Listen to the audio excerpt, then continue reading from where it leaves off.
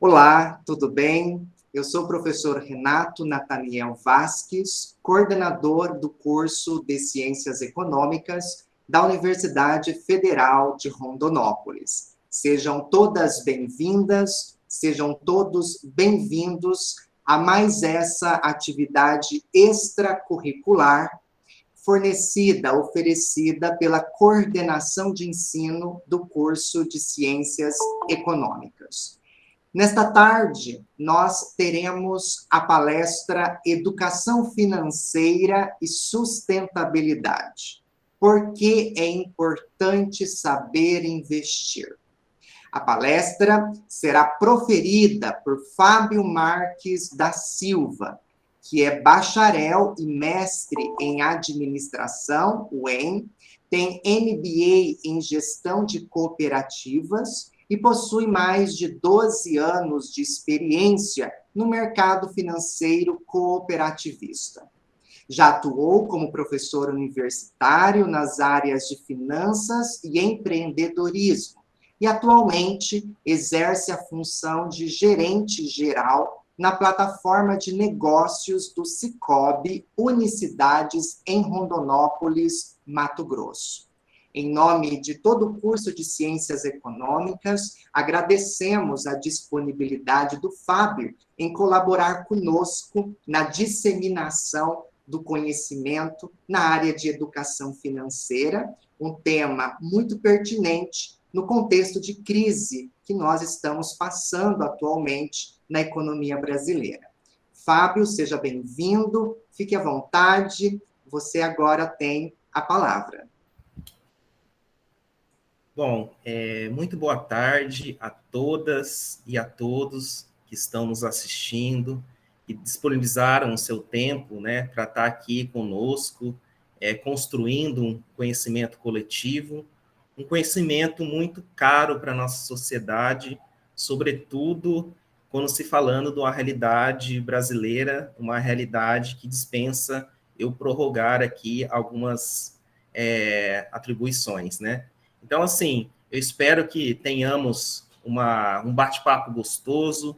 Eu preparei um material, assim, visando atingir um público amplo, mas é um conteúdo que é para a nossa vida, é para a nossa saúde financeira, e eu espero que, após a palestra, que nós construímos um conhecimento que vai ser muito bom para as nossas vidas, para nossas vidas financeiras, né? Então, assim, mais uma vez, eu agradeço a oportunidade de estar aqui. Esse evento por meio da Universidade Federal de Rondonópolis, do curso de Ciências Econômicas. Então, mais uma vez, obrigado pelo convite e é o privilégio de estar aqui falando com vocês de um tema que eu gosto muito de falar e me sinto na obrigação de disseminar um pouquinho desse conhecimento que eu tenho com vocês, né? Eu sempre falo assim, sempre quando eu vou falar de finanças, de economia financeira, eu acabo aprendendo mais do que explicando alguma coisa. Mas o pouquinho que eu tenho, eu prometo compartilhar com vocês de uma maneira bem transparente, bem ética, né, e bem justa, né? Então, assim, o professor Renato está fazendo a mediação. Então, assim, às vezes aparece aquela pergunta no meio, então, assim, levanta a mãozinha ali, eu não vou estar vendo, mas o professor Renato dá um jeito de falar e a gente vai falando. Senão, as questões que ficam no final também, fiquem à vontade. Eu acho que o importante é eu conseguir passar a mensagem, vocês absorverem e tirar algumas dúvidas. Também vou deixar meu contato lá no final, então fiquem à vontade, né, para interromper ou para tirar algumas dúvidas. Bom, vamos lá, né? O professor já me apresentou. Então, assim, a gente vai falar um pouquinho sobre educação financeira e sustentabilidade. Por que é importante saber investir? Então, essa é a resposta que a gente vai tentar construir coletivamente hoje. Então, eu começo, assim, falando com essa frase do Benjamin: investir em conhecimento sempre rende os melhores juros. E se vocês estão hoje, aqui nessa tarde, para ouvir dessa palestra, vocês já estão investindo em conhecimento. Né? A gente sabe que hoje é uma sociedade de muita informação e pouco conhecimento. E quando vai se falar em finanças, existe uma leva de coisas na internet, algo que você vai ficar milionário de uma noite para o dia. Enfim, todo mundo lembra aqui no caso, que ficou famoso, da Betina, como se juntar 1 milhão. Esse não é o propósito. O propósito hoje é a gente construir, né, assim, conhecimento, um conhecimento que vai futuramente gerar maior satisfação para nós. Né? Então, assim, hoje já é uma vitória. Investir em conhecimento realmente é o que nos gera melhores juros. Então, assim, a gente vai falar um pouquinho começando princípios de educação financeira. Gente, o começo dessa palestra me parece assim um pouco básico, mas ele é fundamental para a gente entender e construir uma saúde financeira melhor. Por exemplo, todo mundo hoje é muito ligado na questão política, a gente vê tanto governo, empresas, quanto pessoas físicas falando em planejamento, orçamento. A gente fala assim, olha, mas o governo está passando o orçamento lá no Congresso para o ano que vem. Então, o que eles estão fazendo? Ora, eles sabem o quanto que eles têm de receita, quanto que eles têm de despesa, né, monta um orçamento e, com base nisso, você faz seus investimentos e seus gastos, né? Então, isso é muito comum em governo, empresa, mas às vezes nós, pessoas físicas, não paramos para fazer o nosso orçamento pessoal. A lógica, praticamente, é a mesma. Da mesmo jeito que governo, Estado, empresa, você constitui um orçamento, na nossa vida pessoal, também nós temos que construir um orçamento pessoal, que ele sim será o nosso banalizador da nossa vida financeira. Mas sim, Fábio, mas e daí? Por onde eu começo? Né? Enfim, quando você vai pesquisar na internet, existem várias formas e milagrosas, e a gente tem tanta informação e pouco conhecimento que a gente não consegue dar o start inicial. Mas como começar, então, a fazer um orçamento pessoal? Ora, vamos lá. Quem é que trabalha ou trabalhou no ambiente corporativo sabe, né? O ambiente corporativo, ele estabelece metas e objetivos, né? Não é? E por que não estabelecemos os mesmos princípios para nossas finanças pessoais? Agora você pode falar para mim, falar assim, nossa, mas um ambiente corporativo ele é tão pesado, né? Eu falo tanto assim de metas, é tanto de resultado, eu tenho que produzir mais, eu tenho que ganhar mais. Mas não é esse o sentido para a nossa vida pessoal. Quando eu falo em metas para a nossa vida pessoal, eu estou falando você descrever esse orçamento para que no futuro aquele estresse do ambiente corporativo não vire um estresse para você, pessoa física, né? Ah, o que eu estou falando isso? Toda vez que eu deixo aquela despesa para amanhã, eu não construo o meu orçamento pessoal, isso lá na frente, que vai gerar um desgaste muito significativo para a sua saúde financeira. Então, assim, o primeiro passo é criar um orçamento pessoal, né? Assim como governo, assim como empresa, nós, pessoas físicas, temos que parar um momento da nossa vida para criar esse tipo de orçamento pessoal. Mas vamos lá, como fazer isso, né? Eu trouxe aqui um exemplo assim, eu até pensei assim no orçamento de um estudante universitário, mas a gente pode, com os valores, a gente pode exemplificar várias realidades distintas.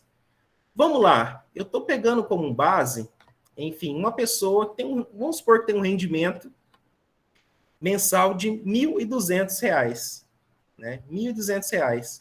Aí eu coloco, o que são minhas despesas? 300 com moradia, 20 de 200 de supermercado, que está um pouco fora da realidade, né? Todo mundo que precisa ir no supermercado hoje, a gente já está sofrendo assim com a pressão inflacionária nas nossas costas, mas enfim, comer fora, festa, cinema, dívida, eu coloco um total de R$ 1.500. Falou, opa, eu tenho uma conta aqui que não fecha, né? Eu gasto mais do que eu ganho. Ah, Fábio, mas eu consigo fazer isso? Boa parte de nós, sobretudo brasileiros, que já sofremos com arroxo salarial, a gente vive assim.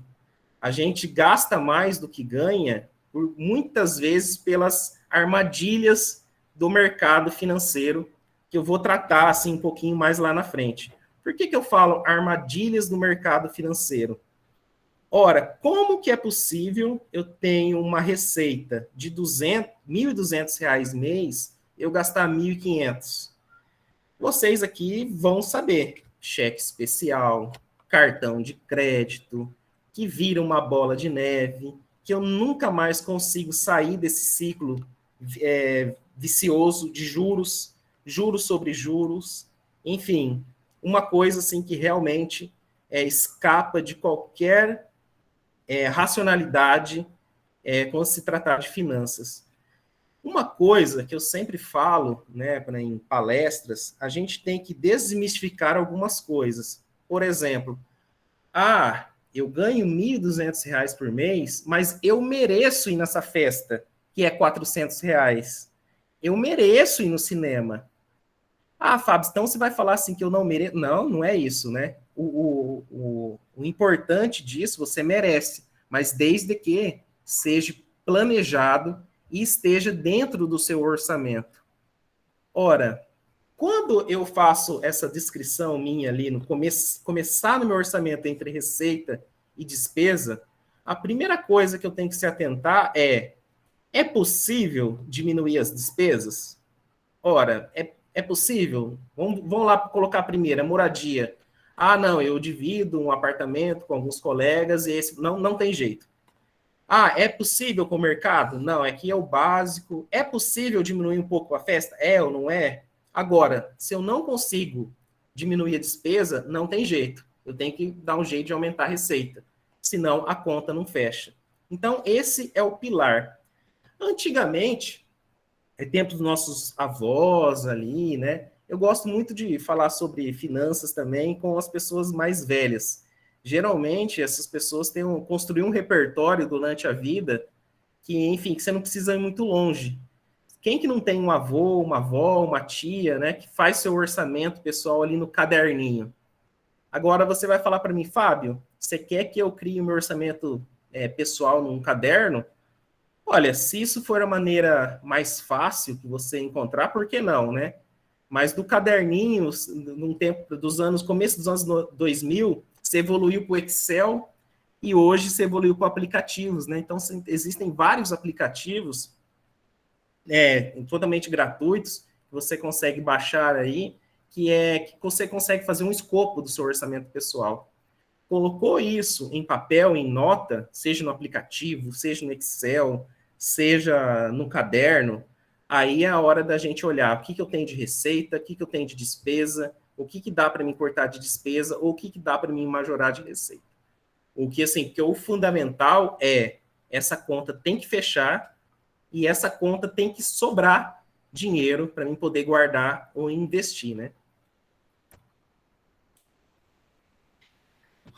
Passando um pouquinho aqui, eu queria falar um pouquinho para vocês sobre juros compostos, né? A gente sabe que o mercado não trabalha com juros simples. E juros compostos é um mecanismo que a gente precisa compreender para a gente não cair nas armadilhas, né, que o sistema financeiro, sobretudo brasileiro, nos impõe. Se você pegar a nossa realidade, que ao longo dos nossos anos de história concentrou todo o mercado de crédito, mais de 80% do mercado de crédito com 5 instituições financeiras, e eles entendendo, sabem como é que funciona juros compostos, isso nos possibilitou, ao longo da nossa história, a gente ter a maior taxa, uma das maiores taxas de juros do planeta, e isso corrói muito nosso orçamento. Então, assim, até eu coloquei uma frase aqui do Einstein, né? Ele já falou, juros compostos são a maior força do universo. Então, assim, o que é importante hoje a gente discutir aqui? Muitas vezes a gente usa o juro composto em nosso desfavor. Cheque especial, cartão de crédito, mas a gente não usa no nosso favor, de como fazer isso gerar uma renda passiva, né, no nosso orçamento.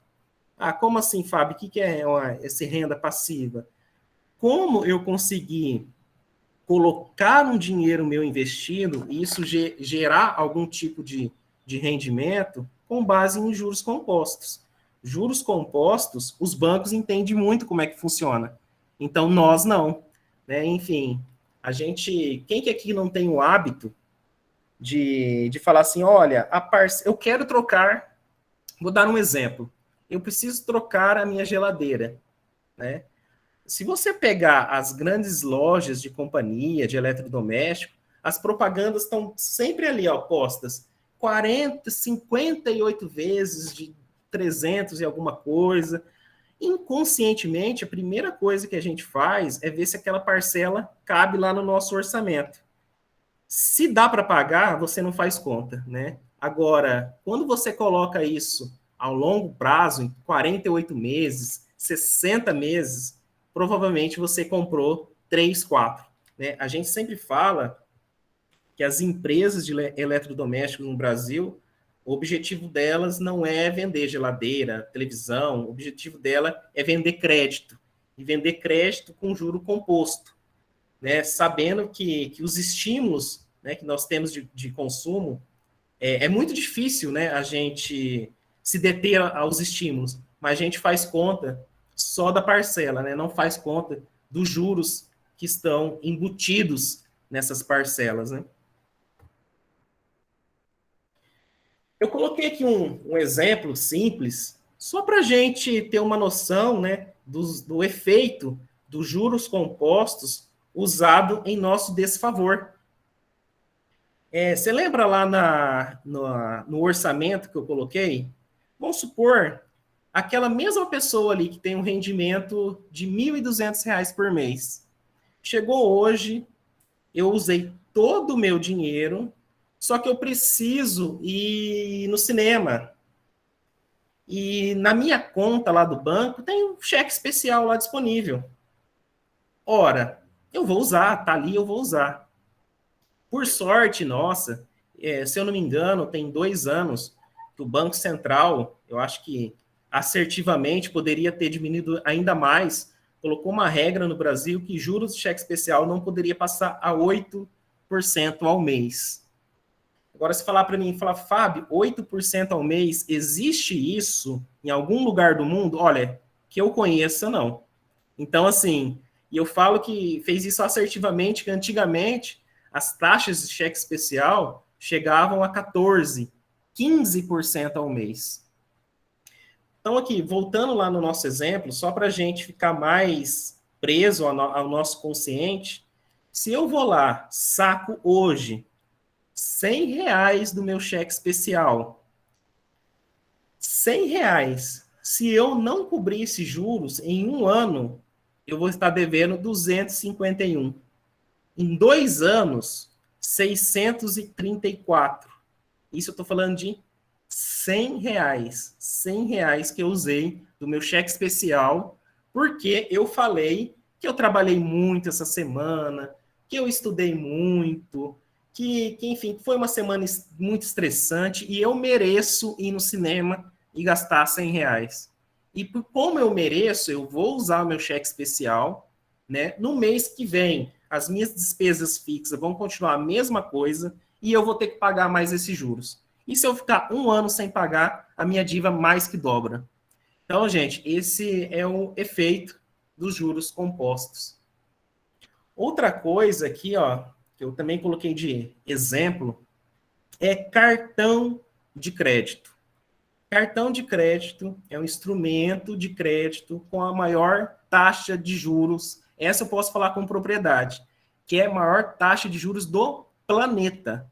Não existe juros maior de crédito na praça, no mundo, do que os juros de cartão de crédito no mercado brasileiro. Isso eu falo assim, Fábio, eu não posso usar meu cartão de crédito mais. Claro que pode, né? Deve. desde que você pague sua fatura em dia, não pague um mínimo e não faça saque no rotativo do seu cartão. De jeito nenhum, porque essa é a realidade que, ó, é muito pior. Vou colocar um exemplo. Hoje existe uma lei, pessoal, até, enfim, toda administradora de cartão de crédito, se um dia você chegar antes do vencimento e não tiver o dinheiro para honrar, eles são obrigados a parcelar sem juros em até 12 meses. Mas você não vê as administradoras de cartões falando isso para você. O que eles querem que você faça? Te dá um limite lá maior que o seu orçamento, faça com que chegou você, uma pessoa honesta, não quer ter o nome no Serasa, vai lá e paga o mínimo do cartão. Quando você faz isso, paga o mínimo, você está pegando um crédito de 15% ao mês. E se no outro mês você não conseguir pagar, e no outro, se você pegar, paga R$ 100, em um ano você está devendo 535. Em 2 anos, R$ 2.862,51. Isso daqui dá até um choque na gente quando a gente vê essa disparidade, né? Esse tamanho de abuso que é juros de cartão de rotativo, de cartão de crédito e pagamento mínimo. Então, assim, sempre quando o trabalhador entra nesse tipo de juros, dificilmente consegue sair, porque é uma coisa quase que impagável, impagável. Então, assim, a gente não vê, repito, as administradoras de cartões ou até o gerente da sua instituição financeira falando, olha, porque imprevistos, né, acontecem. Então, é melhor você parcelar sem juros do que você pagar mínimo ou você fazer um saque, né, nesse tipo de linha de crédito. Mais para frente também, eu vou entrar no assunto de fazer reserva de emergência, porque a gente sabe que a gente vive um país muito desigual e pode acontecer um dia que você não tenha dinheiro e você precisa comprar um remédio. Aí você usa o cheque especial, você usa o saque do rotativo do cartão. Mas isso a gente precisa planejar para que a gente não entre nessa cilada de juros compostos. Nesses meus anos aí de sistema financeiro, eu também vi muita gente se enrolando, assim, muita gente passa uma vida estudando para ter estabilidade, para entrar num serviço público, e quando consegue ver estabilidade, a primeira coisa, os bancos assediam por crédito consignado. Porque para a instituição financeira é o melhor dos mundos, é um dinheiro que eles emprestam, que o banco empresta sem risco, porque é descontado em folha, e você pode, né, pegar até 30% do seu salário em crédito consignado. Aí você pega esse crédito, né, para satisfazer consumos eventuais sem programação. Trocar de carro, viajar. E quando você vê, você tem 30% do seu salário já comprometido em passivo financeiro, né? Hoje, a gente está vendo um histórico de aumento de Selic, né? E assim, quanto mais aumenta a Selic, mais caro fica os juros, mais caro fica a dívida para quem pega dinheiro emprestado com o banco. Agora vocês podem perguntar, Fábio, é proibido pegar dinheiro emprestado em banco? Não, claro que não. Desde que seja planejado, que seja uma escolha um pouco mais racional, que seja uma coisa assim que possa te gerar uma satisfação pessoal, ou que você possa ganhar com aquilo, ou que você tenha que comprar algum ativo que vai fazer falta na sua vida, seja um imóvel, seja um próprio carro. É claro que o ideal é a gente fazer poupança para isso, mas a gente sabe que nem sempre é possível. Mas quando tiver que recorrer, fujam principalmente dos dois primeiros, cheque especial e cartão de crédito. Porque como assim eu estou demonstrando aqui na apresentação, é absurdo a dívida que você pode, o passivo financeiro que você está gerando no seu orçamento no médio prazo. Eu não falo nem de longo prazo, num curto, médio e longo prazo. É uma dívida realmente que é impagável.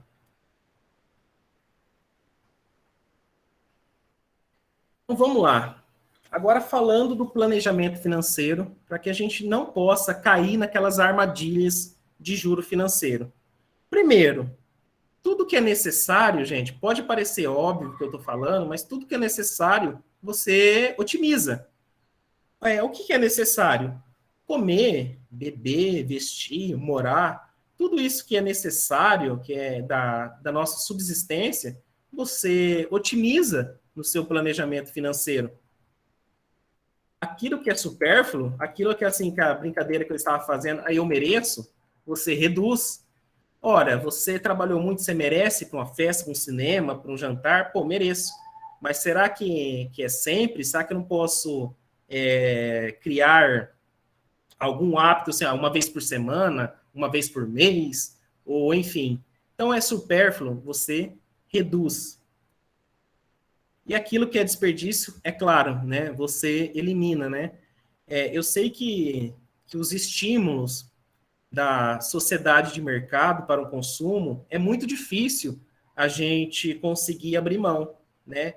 Então, assim, eu acho que até por uma maneira até quase que inconsciente, né? Então, você acaba consumindo para se identificar a algum grupo social ou até para ser aceito em um determinado grupo, né? Então, esse tipo de padrão de consumo, ele está praticamente globalizado, né? E até que inconscientemente conosco. Mas agora, isso gera desperdício, né? Quem que não tem, comprou alguma coisa que nunca usou, né? Foi no mercado lá, leve 3, pague 2, uma coisa que é perecível. Ah, mas tá barato, é promoção, vou levar, né? Acaba estragando, né? Então, assim, esses estímulos de consumo nos fazem a tomar decisões não muito racionais, o que gera desperdício, e gera desperdício era um dinheiro que você poderia estar poupando ou investindo.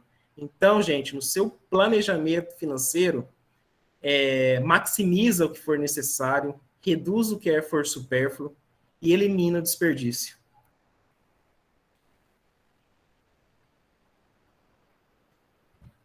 Agora, quando eu estou criando meu planejamento financeiro, a primeira coisa que eu preciso fazer é evitar fazer novas dívidas, a não ser que essa dívida seja para quitar uma dívida mais cara.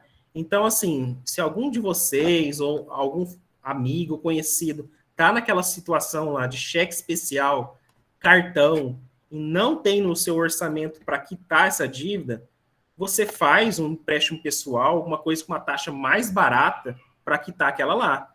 Então, assim, primeiro, evite novas dívidas. Se for fazer novas dívidas, que seja uma dívida mais barata para pagar aquela que é mais cara, né? Faça uma lista com todas as suas dívidas, considerando parcelas vencidas, futuras, né?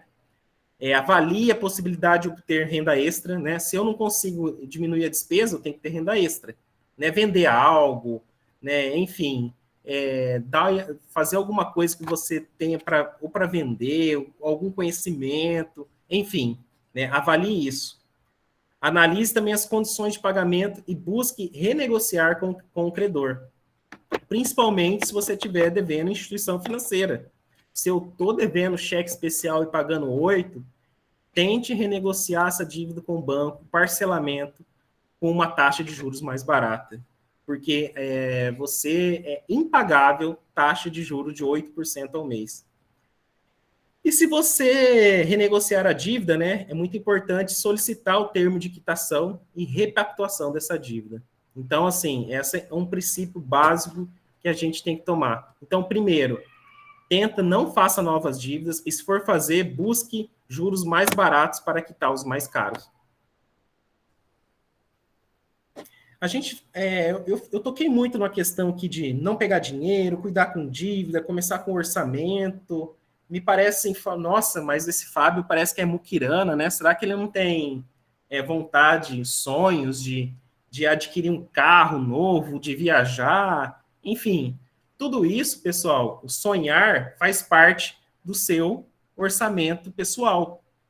Então, vamos lá. Quem que não sonhou de comprar qualquer tipo desse ativo, né? Por exemplo, é claro que o ideal é você juntar o dinheiro e comprar à vista.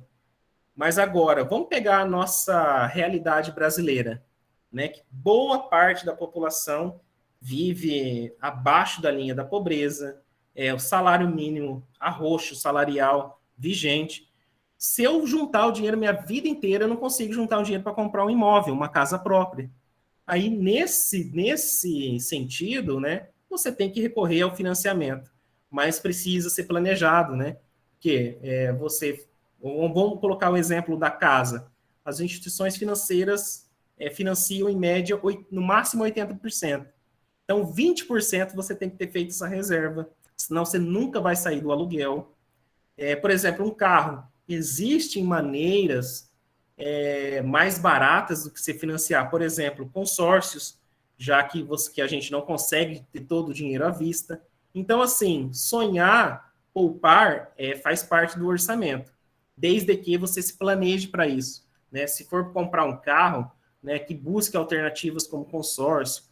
Se for comprar uma casa, que faça aquela reserva financeira, né, para poder dar entrada. Quanto maior a entrada, menos juros você vai pagar e assim sucessivamente. Então, assim, pensando nesse cenário, né, a gente pode passar para a indagação. Como posso organizar para poupar para realizar esses sonhos, né? Então, gente, ó, tem sonho, aquela piadinha do eu mereço, você merece sim, mas você põe no seu orçamento pessoal e descreva. Olha, o meu sonho é quando eu terminar o curso de Ciências Econômicas na Universidade Federal de Rondonópolis, é fazer um curso na Universidade de Harvard, por exemplo. Olha, escreva isso, né? Coloque quantos anos eu tenho até me formar? 4? Para mim fazer esse curso, eu vou gastar quanto? X reais, X dólares? Quanto eu preciso poupar até lá para concretizar esse sono? É 100? É 200? É 300? Cabe no meu orçamento? Cabe. Então, você coloque esse sonho no seu planejamento, né?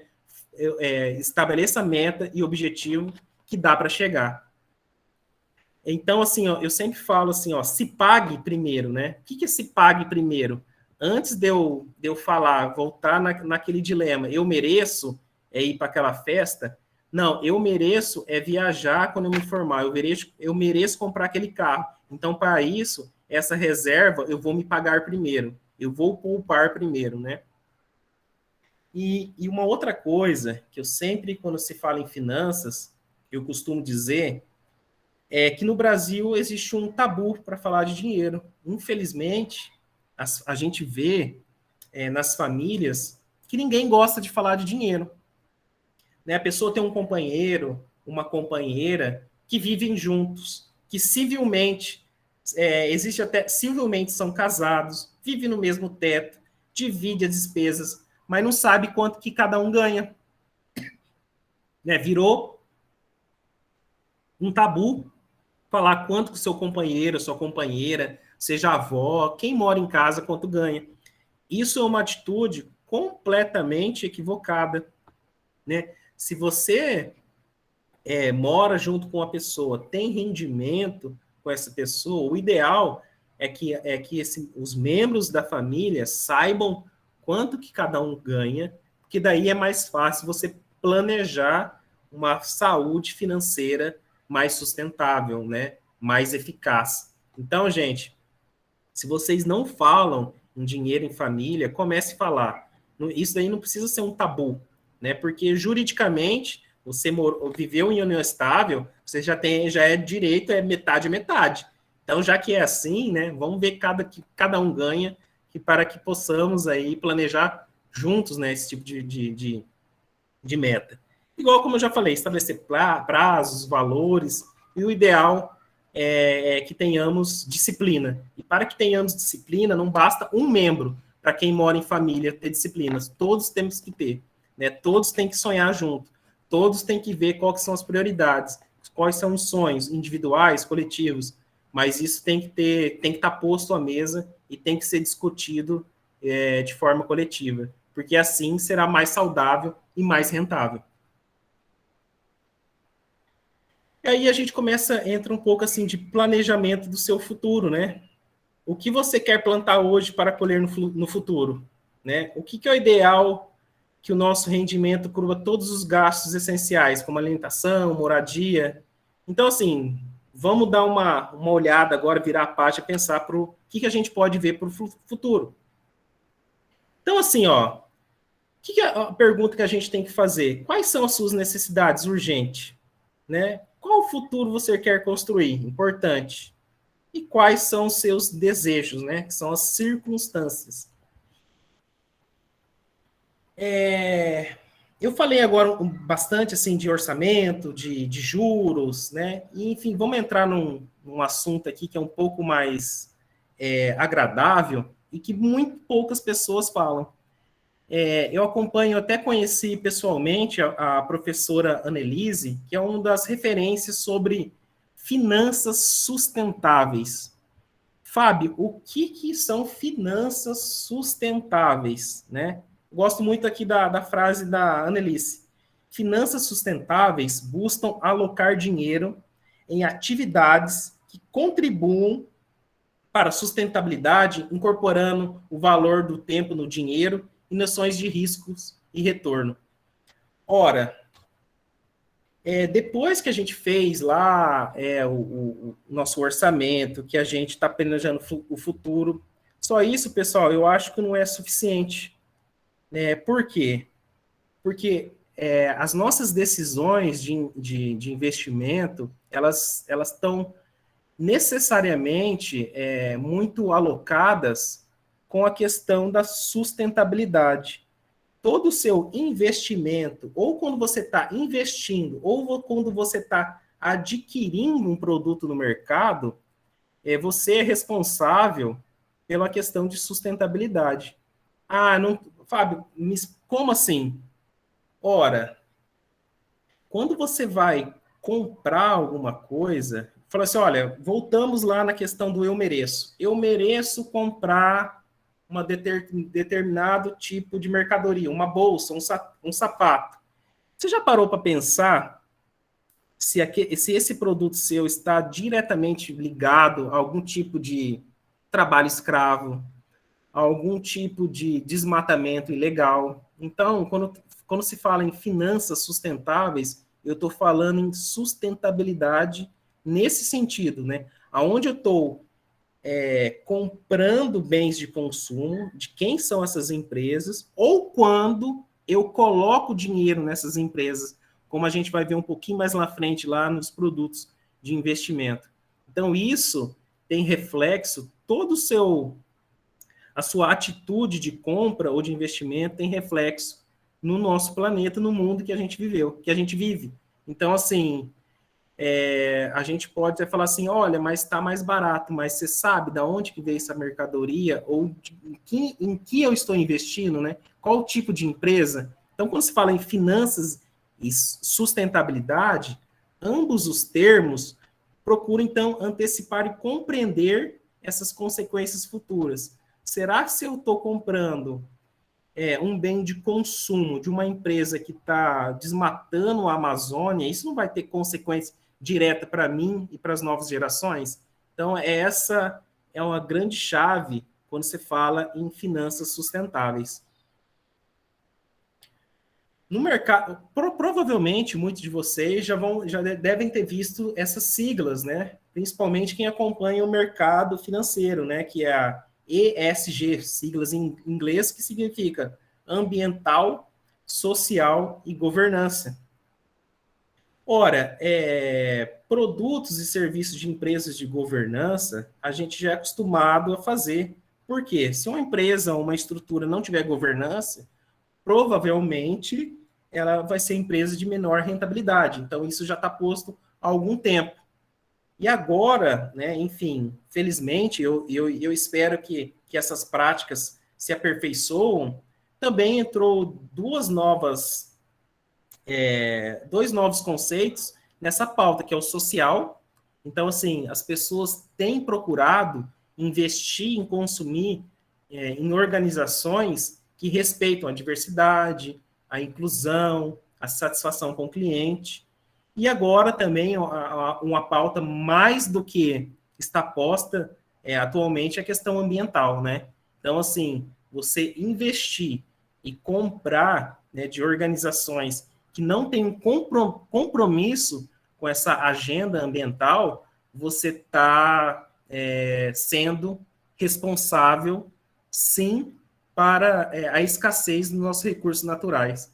Então, assim, não basta a gente criticar as empresas que não respeitam o meio ambiente, ou que não respeitam a diversidade, ou que não tenha governança. A gente também tem que evitar consumir e investir nesse tipo de organização. Então, quando você fala em finanças sustentáveis, pessoal, o pilar está nesses três itens, né? Ambiental, social e governança.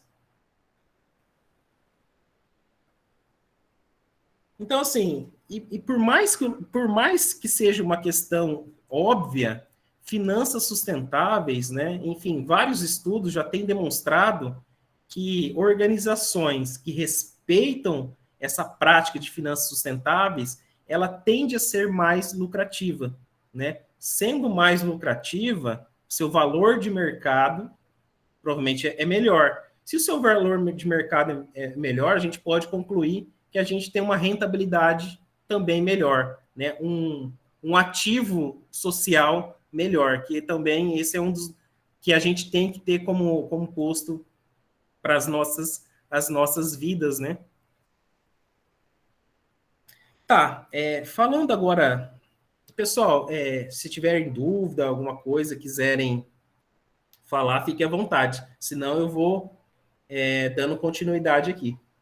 Fábio, nós temos uma série de questões, as pessoas estão participando bastante no chat. Eu sugiro que nós terminemos, né? Vamos aguardar você concluir a exposição e depois a gente recapitula essas questões para fazer um bloco de discussões finais. Tá. Eu vou passar um pouquinho mais rápido, né, para poder dar tempo. Obrigado. Então, assim, agora vamos na última questão. Por que é importante saber investir? Pessoal, na verdade, quando a gente fala em investimentos, produtos de investimento, vem muita coisa na nossa cabeça.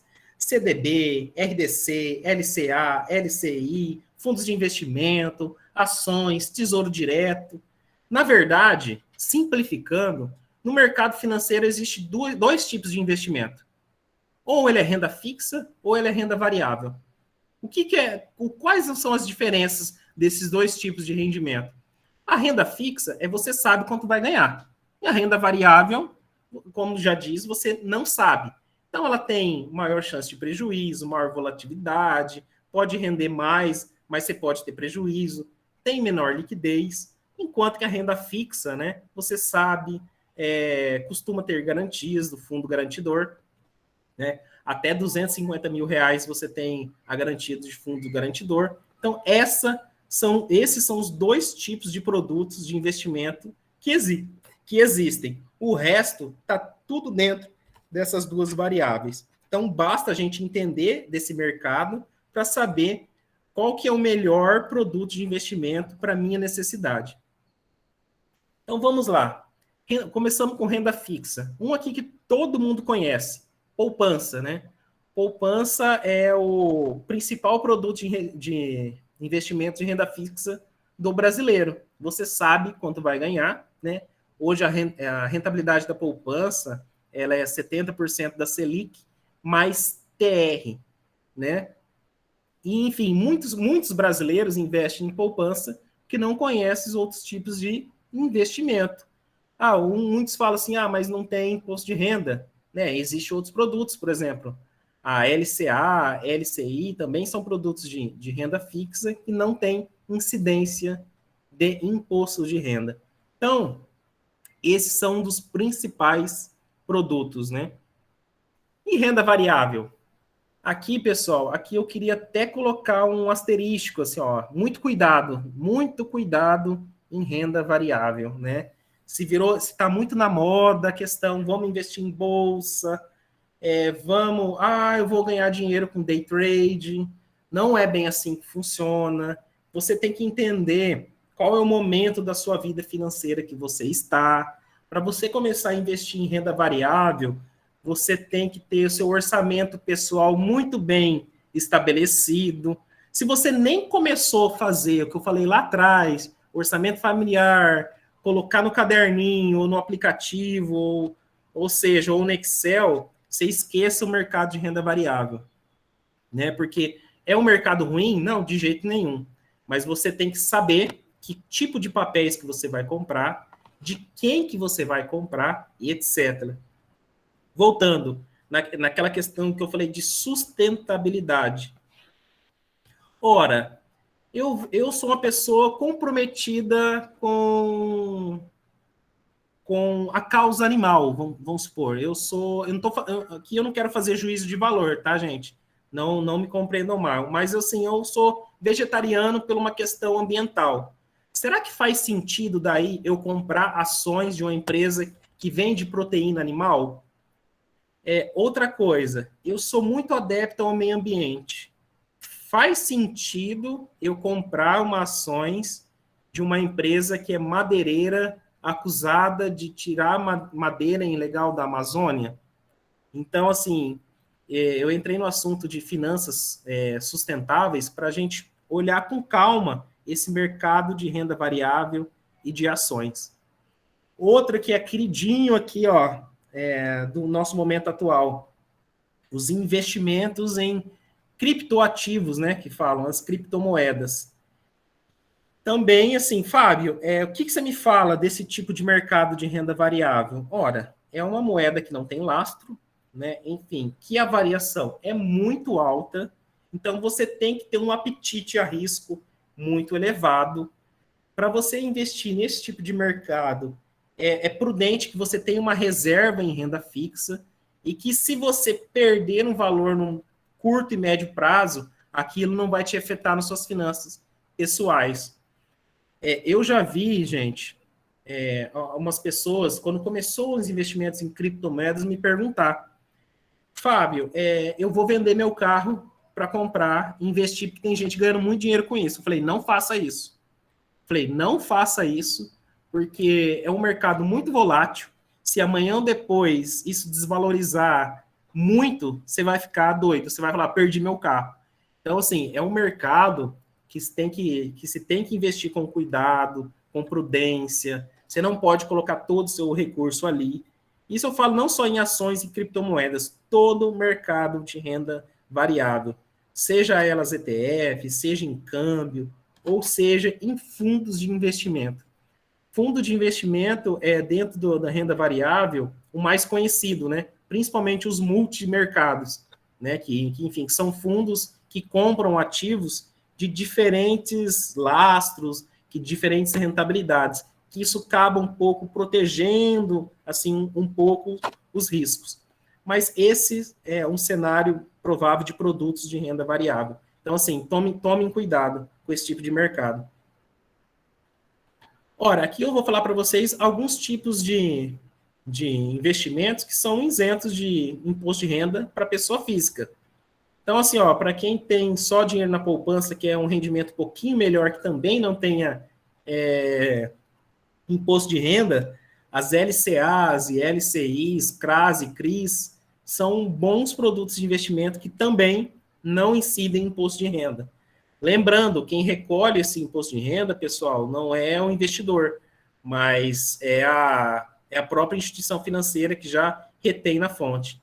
E também ações até operações de 20 mil também são isentas para pessoa física, muito embora que agora ações é renda variável, e eu sempre falo, tomem cuidado com a renda variável.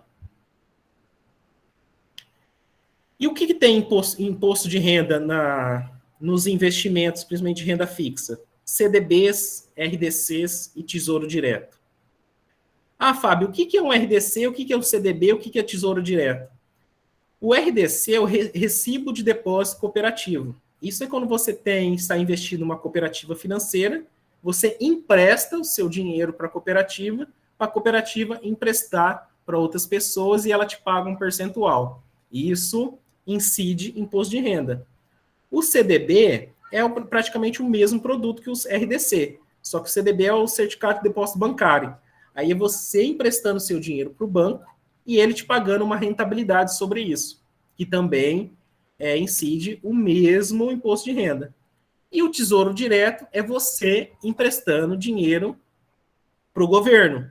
Também é a mesma coisa. Você empresta seu dinheiro para o governo investe o seu dinheiro e esses tipos de rendimento incide alíquotas de imposto de renda a ser tributada na fonte. Ou seja, para quem você está emprestando dinheiro, seja para banco, seja para cooperativa, ou seja, para o governo, eles são responsáveis de reter essas alíquotas na fonte. Quando eu começo a investir? A gente falou muito no cenário de juros compostos, né? Falando que investimentos, a gente está falando em juros compostos. Quanto antes, melhor. Quanto antes, maior o rendimento, né, futuramente. Mais você consegue potencializar os seus investimentos. Então, é importante, assim, aqui também a gente desmistificar que poupar não é a mesma coisa que investir, né? Poupar é guardar, reter, salvar, né?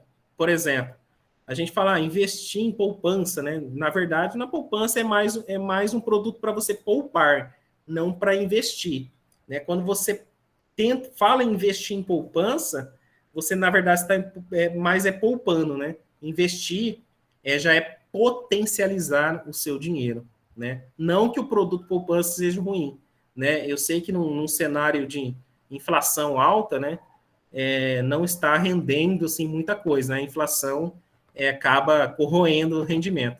Mas a diferença entre poupar e investir é essa. Poupar é guardar, investir é potencializar.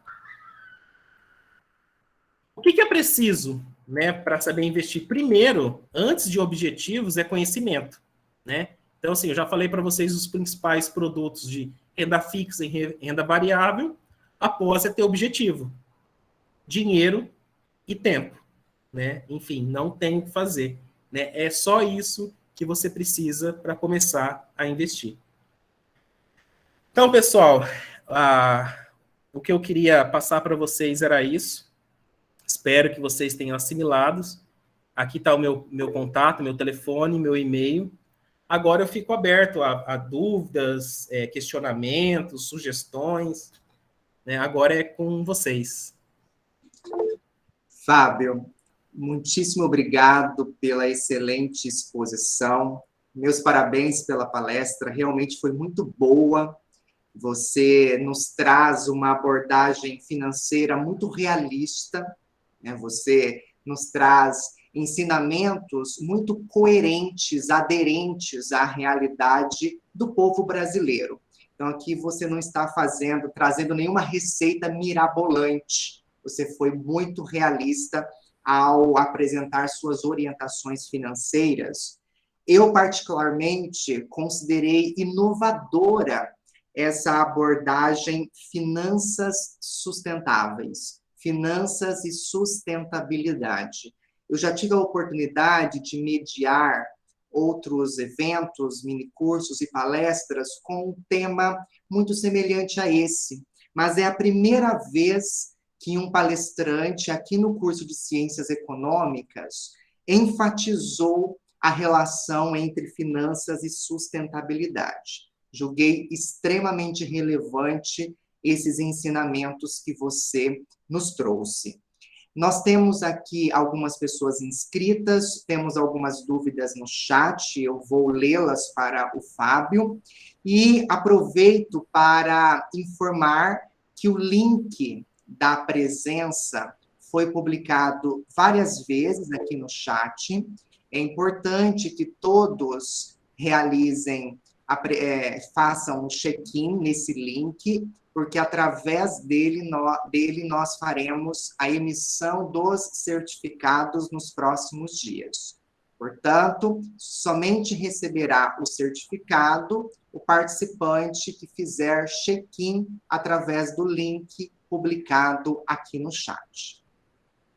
Fábio, lá no início da palestra, quando você acabou abordando a questão dos preços, do custo de vida no Brasil contemporâneo, algumas pessoas lembraram do preço da energia elétrica, preço do gás de cozinha, o preço dos alimentos nos supermercados. E nós temos aqui uma pergunta do professor Ney, relacionada justamente ao custo da energia elétrica no Brasil. Fábio, com esse valor exorbitante nas contas de energia que temos recebido todo mês, a instalação de um projeto de energia solar pode configurar em investimento futuro, a fim de reduzir o gasto de consumo energético? E a partir dessa colocação do professor Ney, outros participantes acabaram também colocando suas opiniões. O Bruno Venâncio, por exemplo, ele considera que a energia solar é sim um investimento, apesar do valor inicial para montar todo o sistema seja bem caro. Hoje em dia, você conseguirá reverter seu investimento futuro. Quero só ver, e aqui ele coloca uma questão que está sendo discutida atualmente, que é a taxação, né, a tributação da energia solar que está sendo aí proposta pelo governo do estado.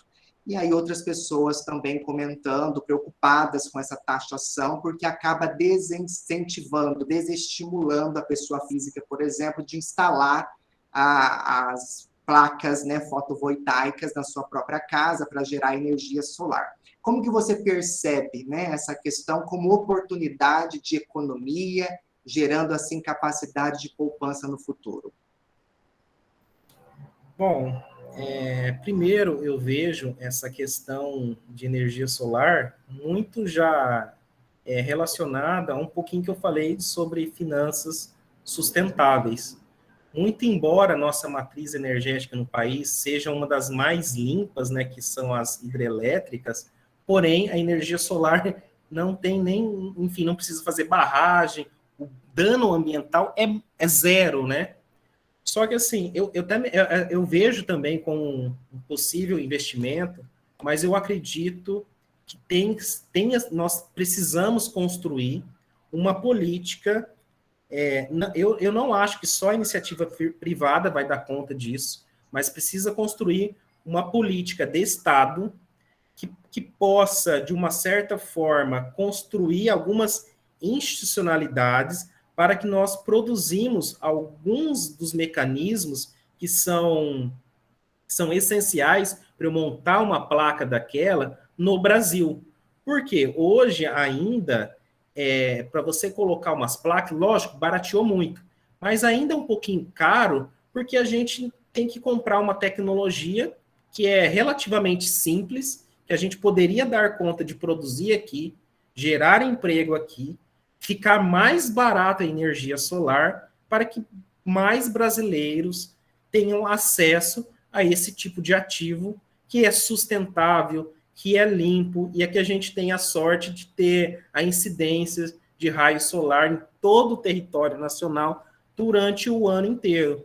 Então, eu acredito sim que é um ativo importante, que é um ativo que é muito linkado a minhas questões pessoais de sustentabilidade, mas a gente precisa avançar, principalmente em estimular a produção nacional dos mecanismos de produzir esses tipos de placa. Por exemplo, quando você vai falar usinas, né, de energia, as baterias. As baterias eu preciso importá-la.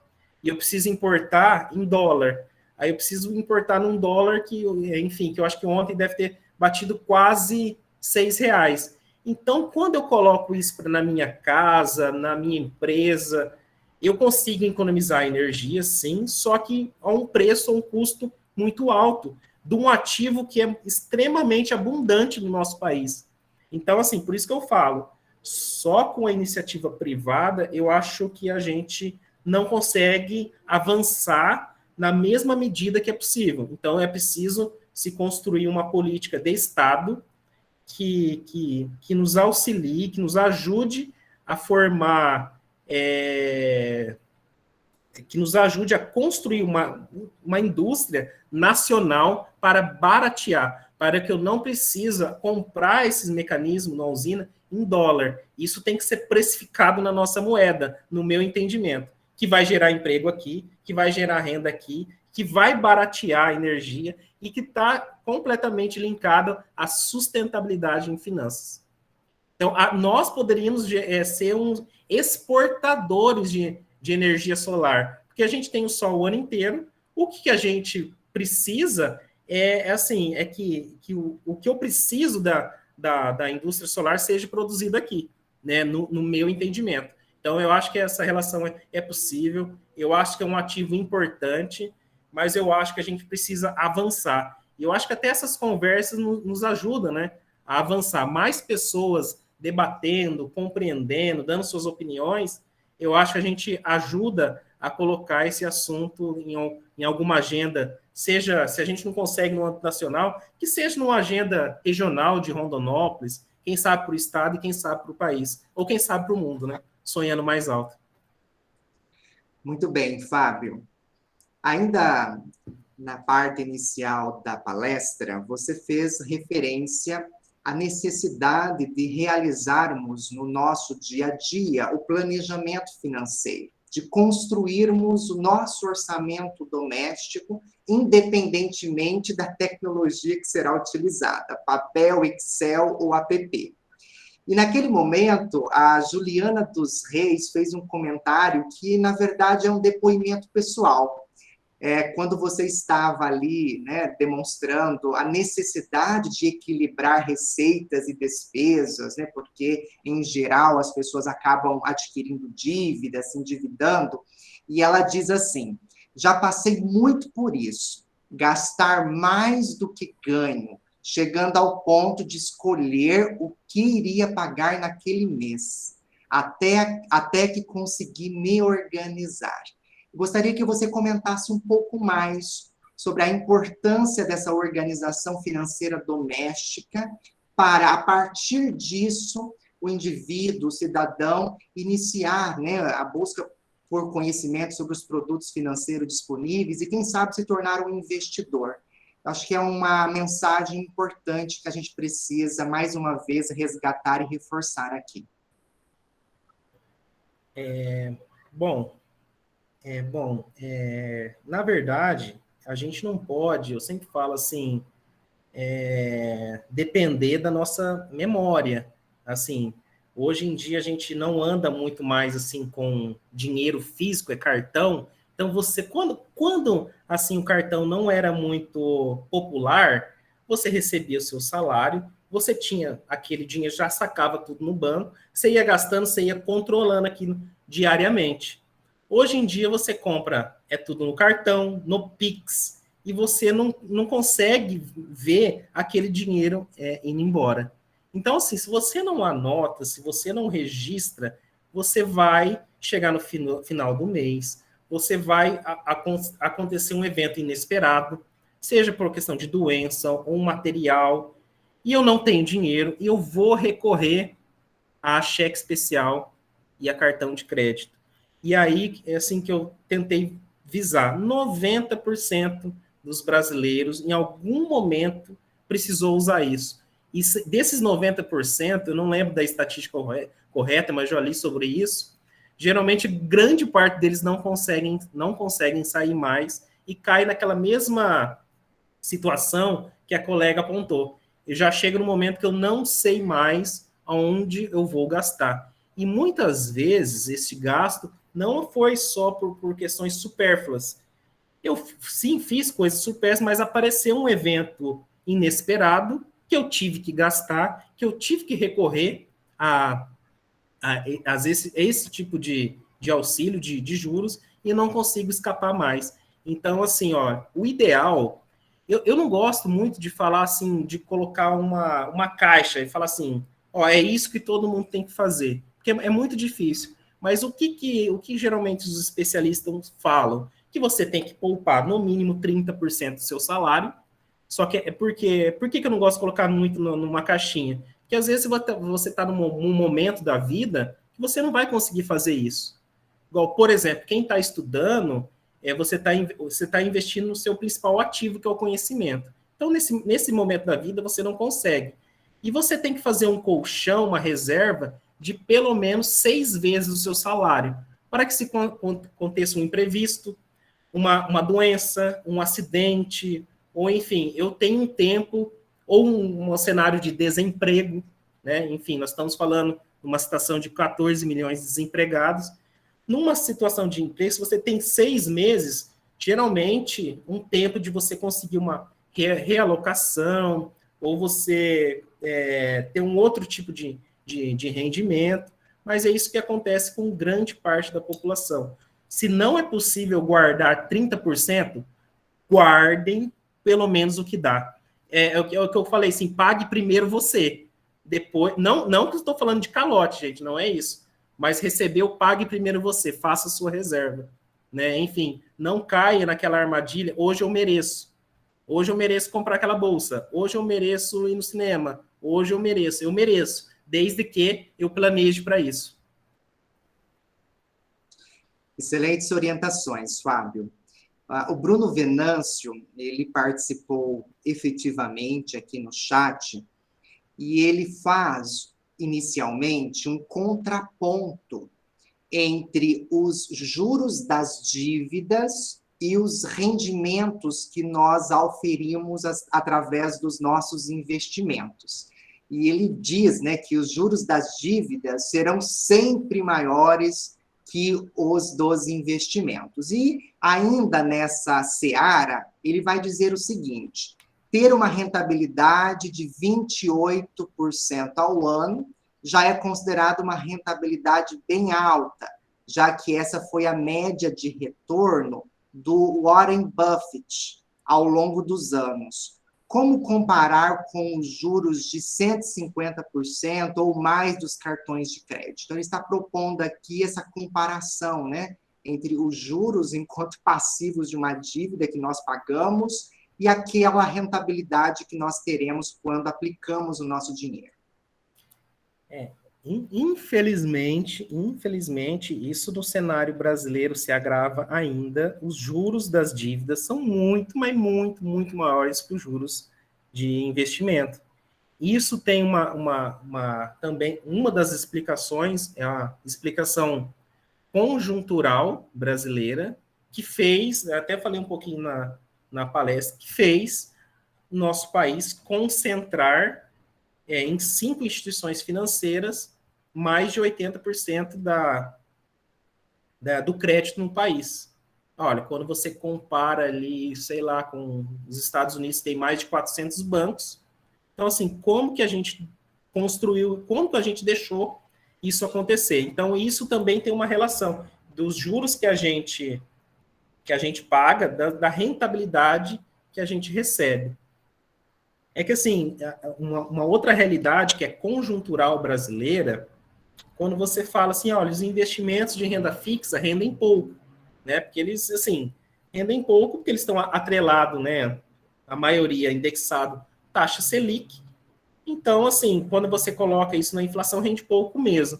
Mas quando você vai para o mercado de renda variável, num cenário de um país que a maioria das pessoas ganham muito pouco e não podem correr riscos, fica um pouco mais difícil você ter uma rentabilidade maior.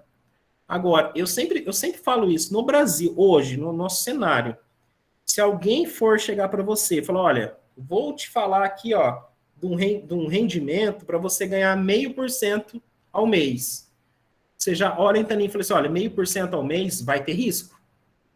Se ele falar assim, ó, alguém falar assim, olha, eu vou algum consultor que, enfim, que engana muitas pessoas, fala, olha, eu vou montar uma carteira aqui que para você ter uma rentabilidade de 1% ao mês. Você já pode falar assim, olha, tem muito risco nisso daí, mas muito, muito, muito mesmo. E mais do que isso daí, a possibilidade de você perder dinheiro é muito grande. Agora, um investidor, igual o colega falou, que é o famoso, né, um dos mais, assim, prestigiados investidores do mundo, tem uma rentabilidade de 28%, é porque ele tem uma carteira de ativos muito grande, muito diversa, muito que a perca nenhum ele cobre com uma rentabilidade nova, é muito dinheiro para investir. Quando se fala na nossa realidade que a gente não dispõe de tanto dinheiro para investir, a gente não vai conseguir uma rentabilidade alta acima ali dos 0,6%, 0,7%, que já vai ter risco, de uma maneira sustentável. Isso no cenário brasileiro não existe. Se alguém falar para vocês que todo investimento tem risco, todo, né? Até a poupança. Ué, qual que é o grande risco da poupança? Ué, enfim, é você perder dinheiro na inflação, render menos que a inflação. Então, todos têm risco. Então, assim, essa disparidade, muito é pela concentração do mercado financeiro brasileiro e outra do não acesso a conhecimento do mercado financeiro. Ou uma, porque eu não posso arriscar em renda variável, ou outra, eu não tenho nem dinheiro suficiente, né, para poder investir de uma maneira mais agressiva. Então, eu acho que essas são os dois fatores principais. Agora, eu gostaria de ler duas opiniões também do Bruno Venâncio. A primeira sobre cartão de crédito e a segunda é um relato que ele nos traz, interessantíssimo. A primeira opinião. Cartão de crédito é uma excelente ferramenta, só depende de quem a utiliza. Com o cartão, você pode ter muitos benefícios, como acesso a salas VIPs, assistências, ganhar pontos e trocar por prêmios ou dinheiro. Tudo depende de quem utiliza. E na sequência, ele faz um depoimento que é o seguinte: tenho um amigo que ganha um salário de R$ 1.200 e não entendo por que ele financiou uma moto de mais de R$ 30 mil, sendo que vai pagar mais de 10 mil só de juros. Não consigo entender isso de querer ficar se endividando. Você gostaria, Fábio, de comentar esse depoimento? Acho que é a realidade de muitas famílias no Brasil. Sim. Bom, primeiro, ele falou de uma forma bem assertiva. O cartão de crédito, se utilizado de maneira racional, ele é excelente, excelente, né? Você pode trocar por pontos, por milhas, enfim, você acaba se beneficiando das pessoas que, infelizmente, não conseguem usar de maneira sustentável. É a partir daqueles juros, que é o maior do planeta, que as administradoras de consórcio retribui para aqueles que realmente não sabem usar o cartão ou que não, enfim, não tem essa necessidade. Então, assim, o cartão utilizado de maneira correta, realmente é uma excelente ferramenta. Agora, na questão do financiamento ali da moto, é uma coisa também que eu tentei abordar, né? A questão, assim, é muito difícil você não ser tentado aos vários estímulos que a economia de mercado nos proporciona a consumir. E quase que eu falo, inconscientemente. Muitas vezes, esse relato desse colega aí, que ganha R$ 1.200, mas financia uma moto, até que inconscientemente é uma maneira assim, dele ser aceito num determinado grupo social, dele passar um pouco assim de, eu falo de empoderamento. Então, é muito difícil a gente manter uma racionalidade dentro de uma estrutura de mercado que de maneira perversa, nos estimula a consumir, até para a gente ser aceito em determinado grupo. Então, assim, quando eu vejo esse tipo de comportamento, eu tento alertar, eu tento mudar, talvez, os círculos sociais. Porém, eu compreendo porque ele faz isso. Muitas vezes é para ser aceito em determinado grupo, para não ser excluído, né? Te dá um empoderamento. Só que esse empoderamento, mais tarde, vai virar um problema maior. Dívidas, aquilo que gerou uma autoestima no momento, vai gerar uma baixa estima, porque você não vai conseguir mais sair. Hoje em dia, você não consegue nem emprego se você tiver um nome com restrição. Então, isso... a gente tem uma sociedade que nos estimula a comprar, que me dá uma satisfação momentânea, mas que lá na frente te joga no buraco de novo. Então, eu acredito que esse é um dos fatores para que isso acontece, e a gente vê que é muito comum. Agora nós temos uma pergunta seguida de um comentário, opinião. O ideal não seria primeiro acumular patrimônio e ter renda de proventos e dividendos, e com eles lá na frente poder comprar um carro, casa com os meus proventos? Quando compensa financiar? Na sequência, o Caio Henrique comenta: acredito que não compensa financiar.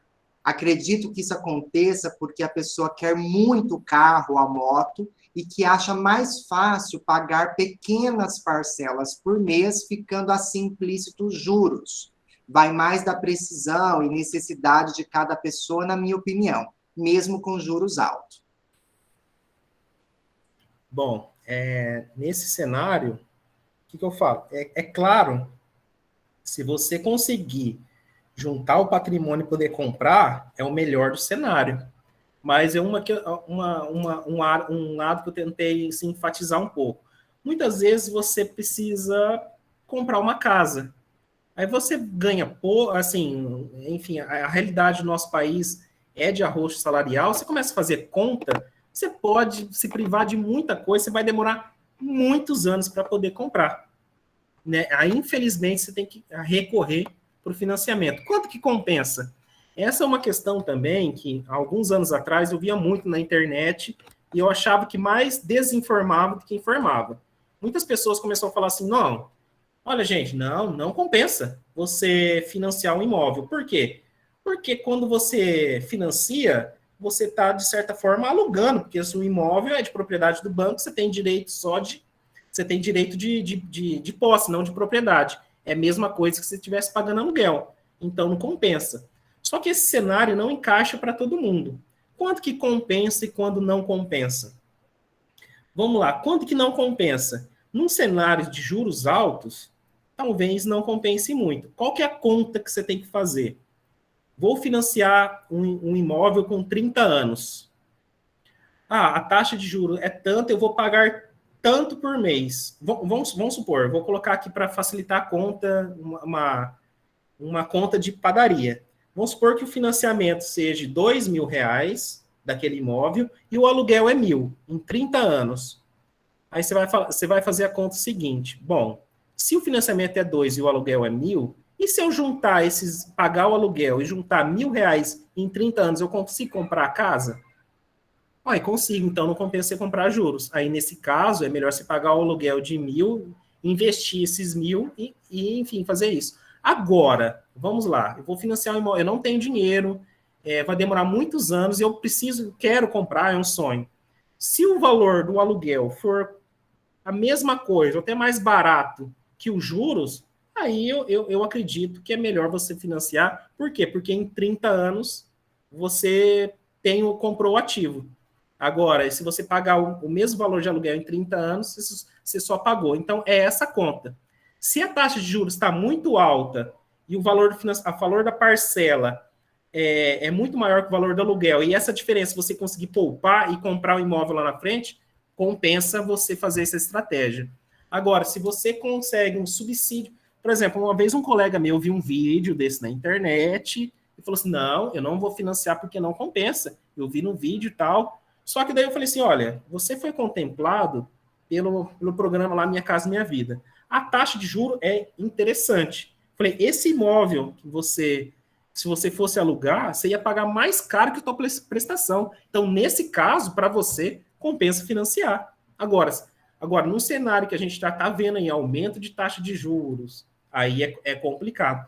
Outra coisa também, que a gente vai ter que geralmente o banco não explica para a gente. Antigamente não tinha isso.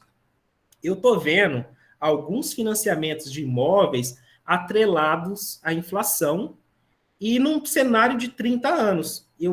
Uma vez um cliente chegou em mim e falou assim, eu estou financiando uma instituição. Aí eu fui ver indexador de inflação. Em imóvel de 30 anos, eu falei assim, gente, eu não faria isso. Falei assim, olha a inflação no Brasil de 30 anos, a gente não tem uma bola de cristal. E se explode? Você não consegue pagar essa casa mais. Aí, então, nesse cenário também, eu não financiaria. Eu não financiaria. Excelente, Fábio. Agora, nós temos aqui um comentário da Jaqueline Rita Lopes, que está, nesse momento, enfrentando um dilema. Ela diz o seguinte: eu mereço uma viagem, entre aspas. Me planejei, fiz reserva financeira para isso, tudo organizado. E agora estou com o coração apertado de ir, pois as notícias sobre a economia brasileira estão terríveis e eu tenho muito medo de depois fazer falta. Como que você orientaria a Jaqueline diante desse dilema? Olha, Jaqueline, assim, por isso que eu falo, é muito difícil. Você se planejou, você não vai fazer dívida para fazer essa viagem, mas talvez você esqueceu de um detalhe do orçamento, que é a reserva de emergência, que tem que estar lá, os seus 6 meses de salário. Se você tiver essa reserva de emergência, eu agora é uma questão mais pessoal do que técnica. Eu iria para a viagem. Agora, se eu estou num cenário assim que eu não sei se a minha empresa vai ficar comigo daqui 1 mês, 2 meses, eu não tenho reserva. A reserva que eu tenho é só para viagem, talvez eu seguraria a viagem por outro momento. Eu tenho que ter segurança. Se acontecer algum problema, eu esteja calçado no mínimo por 6 meses. Se você já tiver essa reserva de no mínimo por 6 meses, eu te falo para realizar esse sonho. Se você estiver na dúvida, talvez é bom esperar, né? Até esperar, enfim, a gente está num cenário ainda pandêmico, dá para esperar mais um pouquinho. Então, eu acho que é esses dois pontos que você tem que colocar na balança.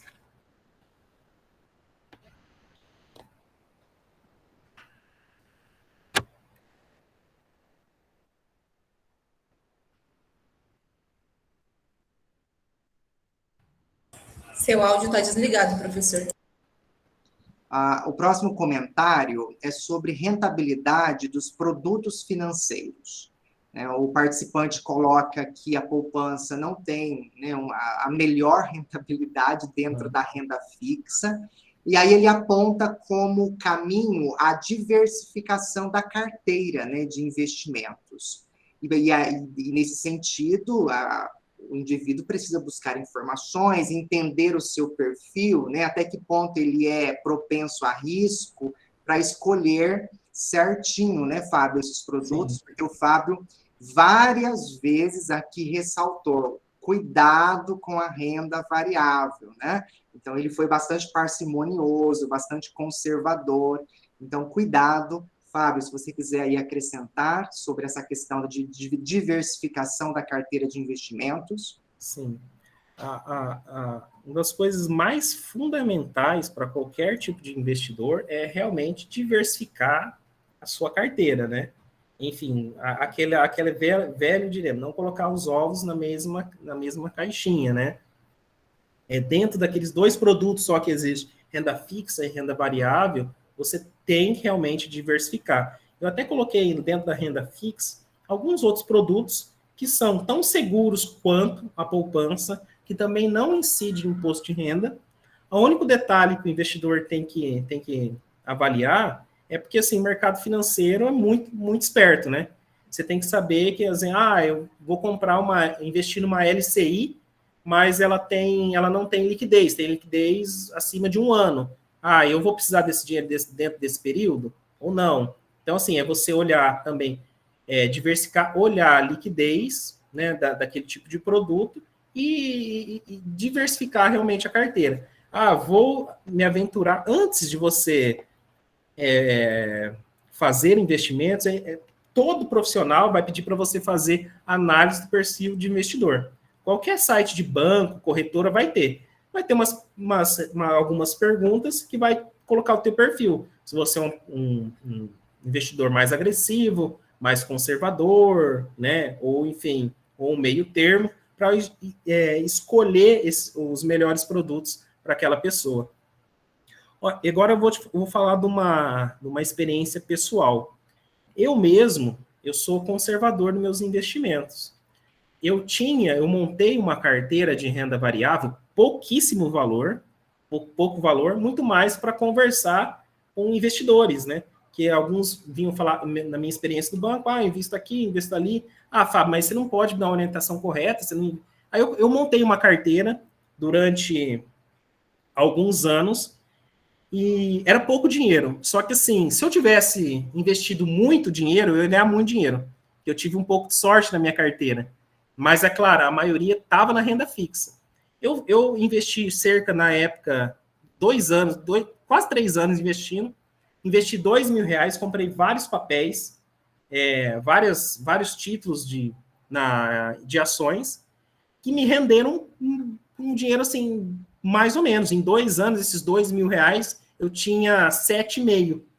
Aí, quando foi no finalzinho do ano de 2019, eu vi um movimento da Bolsa atingindo mais de 2.000 pontos. Eu falei assim, gente, eu acho que alguma coisa está errada, não sei o quê. Vou vender minha carteira. Vendi. Então, de R$ 2.000 que eu tinha, vendi para 7. Isso foi em janeiro de 2019. Aí logo veio a crise do coronavírus. Os papéis, na época, despencaram. Se eu tivesse mantido meu dinheiro, daqueles 7,5 ia virar R$ 1.500. Então, assim, eu acho que se eu tive sorte, eu nunca mais construí uma carteira de renda variável. Não porque eu não acredito, é porque ainda não está sobrando para isso. Eu fazia mais para dar orientações para as pessoas. Então, assim, você precisa diversificar sim. Você, enfim, a poupança é um investimento seguro, mas você tem outros tipos de renda fixa que são seguros quantos e também não tem imposto de renda. Mas agora, você focar só naquele produto não é a melhor escolha. Você tem que diversificar sim. Bom, quando você estava fazendo a exposição, antes mesmo, quando você iniciou a falar de finanças sustentáveis, e antes de trazer aqueles 3 eixos, ambiental, social e governança, o Bruno também perguntou, isso engloba a questão de investimentos ESG? Então, você acabou respondendo durante a sua exposição ao abordar a relação entre finanças e sustentabilidade. Isso. E aí, como fazer um valuation de uma empresa? Uma pergunta que foi colocada aqui. Olha, aí é uma questão, assim, quando você vai precificar isso em títulos, existem alguns mecanismos, né? Ou você olha uma questão técnica, que você vai olhar, por exemplo, ele deve estar falando de renda variável, né? Então, assim, ou você olha não existe uma fórmula mágica, uma só. Ou você olha as demonstrações financeiras, né, das empresas, quais são as políticas de investimento, retorno, ou você olha na rentabilidade passada, ou se não, naquelas small caps, né, que são as menores empresas lá da Bolsa que o risco são maior. Então, assim, se falar em valuation, assim, eu acho que eu não me arrisco muito, porque existem... Cada analista vê de um jeito, uma maneira mais eficiente, seja olhando pelas demonstrações financeiras, seja num cenário mais especulativo, ou seja, olhando os investimentos passados, que eu acho que é o que eu menos tenho simpatia, né? Você não sabe que o que aconteceu no passado é possibilidade do futuro. Até todo rendimento, todo investimento que você vai fazer é obrigado a estar na lâmina lá, que as rentabilidades passadas não garantem a rentabilidade futura. Então, assim, se um investimento deu rentabilidade no passado, quer dizer que naquele momento ele investiu certo. Não quer dizer que hoje ou amanhã vai investir no futuro. Então, assim, quando você vai falar do valuation, valor, eu prefiro tentar fazer uma leitura no cenário e olhar as demonstrações financeiras e olhar também aqueles 3 eixos, né, de governança, sustentabilidade e social também, enfim, é uma visão que eu acredito. Eu acho que essa é a minha maneira, mas não que seja a única e a mais eficiente. O assunto criptomoedas tem promovido debates acalorados dentro e fora das universidades, né? E aqui tem uma questão relacionada a isso. Né? Criptomoedas são uma excelente alternativa, não como alguns loucos que defendem o Bitcoin de forma extrema. Moedas digitais podem ser uma alternativa à inflação, já que elas têm uma quantidade limitada, o que não gera inflação. Assim como você, Fábio, eu também tenho um perfil extremamente conservador. E eu jamais colocaria o meu dinheiro suado de servidor público em criptomoedas. Mas tem os aventureiros. E que você diria para eles? Primeiro, é que eu diria que o colega falou, o negócio é você diversificar. Eu tenho dinheiro, ó, eu tenho uma reserva de financeira, eu tenho uma carteira montada, eu quero, sou um investidor um pouco mais agressivo, eu quero tentar uma rentabilidade maior. Só que para isso, eu vou pegar um montante, é um valor assim que se eu perder num médio prazo, não vai me fazer tanta falta. Eu tenho outras reservas, eu tenho outras fontes de renda. Eu acho que, enfim, poderia investir sim. Muita gente conseguiu ganhar dinheiro em criptomoeda, mas muita gente perdeu também. Perdeu porque não diversificou.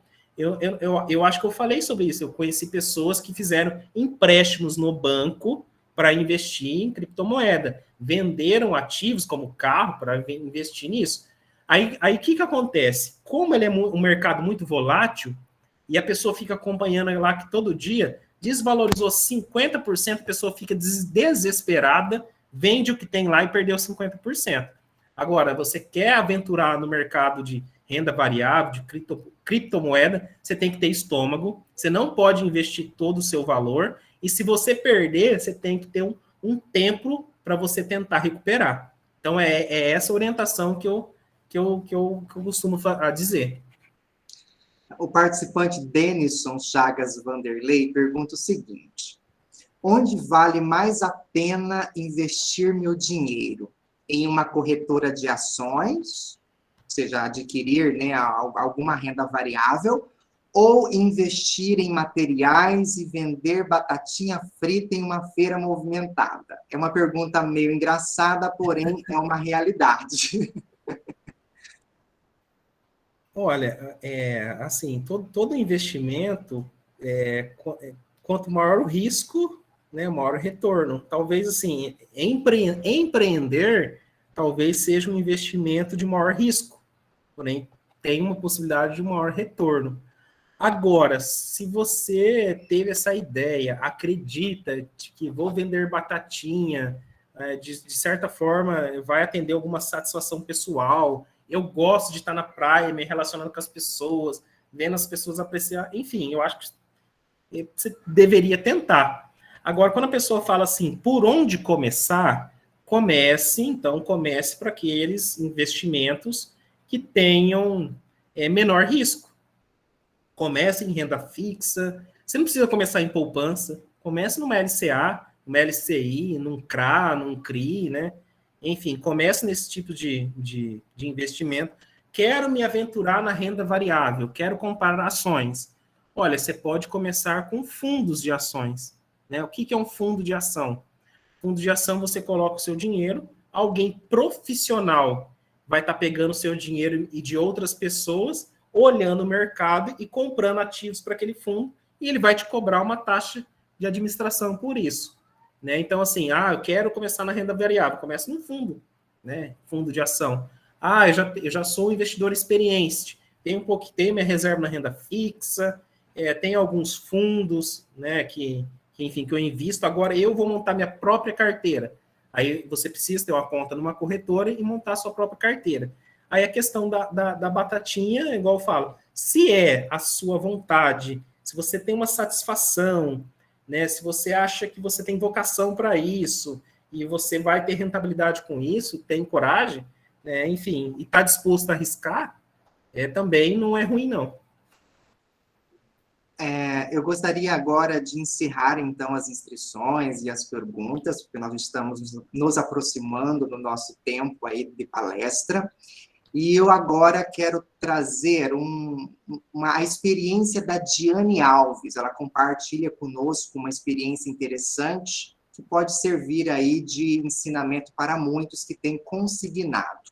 Ela diz o seguinte: vi um vídeo na internet que falava sobre como pagar mais rápido o financiamento e consignados.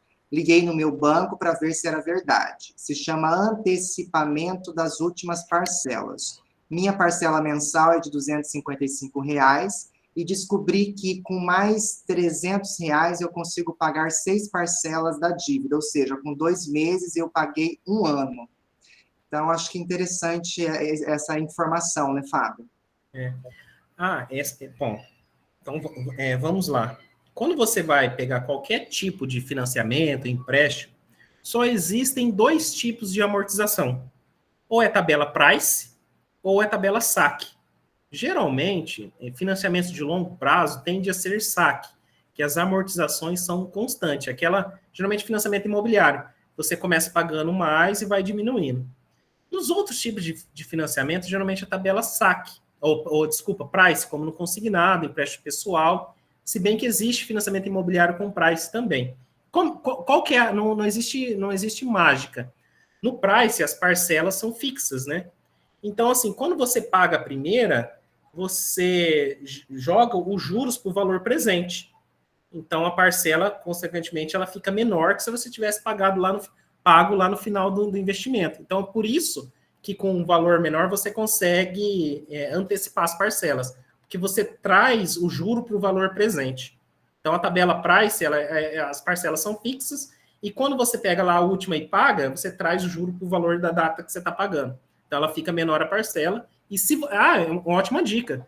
Então, assim, quem tem financiamento, tabela price e tem dinheiro sobrando, é bom também amortizar lá do fundo das últimas para a primeira. Isso não acontece quando você faz no saque. Quando você faz no saque, a última parcela lá já é menor. Então, qual que é o valor dela na data de hoje? É aquele mesmo valor. Então, você não amortiza juros. Muito embora, quando você faz no saque, no final, você paga menos juros que na tabela price. Então, na tabela, até uma dica para quem for financiar imóvel. Se você for financiar o imóvel e tem de pagar ele só mensal, então você faz no saque. Agora, se você pensa em antecipar, você faz no price. Lembrando, no price você vai pagar mais juros se você não antecipar. Mas se você pagar de trás para frente, você paga o juro no valor presente, então você paga um valor menor, consegue amortizar esse contrato mais rápido. A Jaqueline nos deu um retorno aqui, ela agradece a você, Fábio, e diz que vai engordar a reserva dela para ficar mais tranquila e curtir as férias em janeiro sem culpa. Que bom. O Tiago Gouveia diz o seguinte: renda fixa hoje é interessante como reserva para a oportunidade. Quando a bolsa está em um ambiente de euforia negativa, surgem várias oportunidades de compra de papéis que ficam abaixo do valor. Na semana passada, por exemplo, consegui 23% em poucos dias. Meu perfil é agressivo. Não, concordo. Enfim, é bom você ter a reserva na renda fixa justamente para quem é agressivo ter uma oportunidade como essa. Então, a estratégia dele eu acho que é bem inteligente, é isso mesmo. E o Denison pergunta: tem algum tempo certo para investir? Existe valor mínimo para começar? Não. O valor mínimo é o que você se compromete e tem disciplina para isso. O importante é começar o mais rápido possível.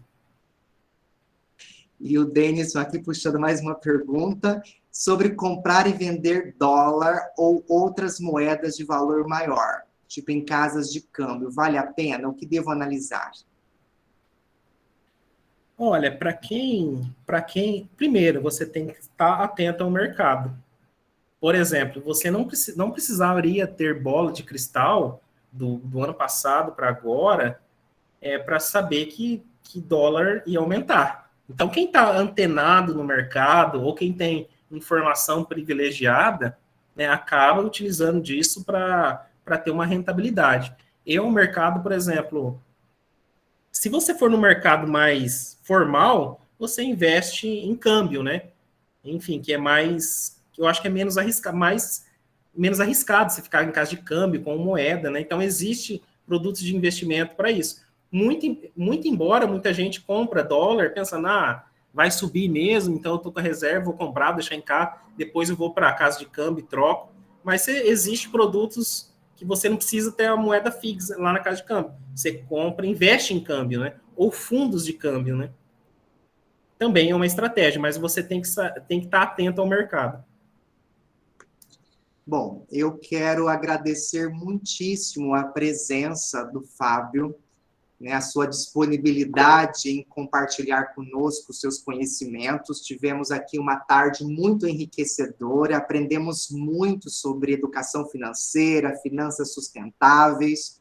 O Fábio trouxe muitas boas orientações para todos nós, e que esse seja um passo inicial, né, Fábio, para que todos possamos organizar as nossas finanças domésticas e realizar sonhos, porque eu acho que o conhecimento que o Fábio nos trouxe hoje, nesta tarde, é justamente para isso, que possamos realizar os nossos sonhos enquanto indivíduos, enquanto famílias, e para isso a gente precisa ter o orçamento doméstico organizado. Fábio, suas palavras finais. Bom, gente, primeiramente eu agradeço aí mais uma vez a coordenação do curso Ciências Econômicas da Universidade Federal de Rondonópolis, né, a paciência de vocês, de estar aqui numa tarde de sábado, uma tarde linda, ensolarada, que está ouvindo sobre finanças pessoais. Enfim, era um tema assim, que eu poderia ficar falando assim, há semanas. Eu tentei recortar, enfim, quando a gente vai falar de um assunto tão amplo, a gente fica com medo de não conseguir passar mensagem nenhuma, né? Porque o certo era a gente falar sobre o ano inteiro. Mas, assim, o que eu posso falar para vocês que é sempre um prazer, eu faço isso com uma alegria imensa, né? Enfim, eu também sou egresso da universidade pública, que me proporcionou um pouquinho da construção desse conhecimento.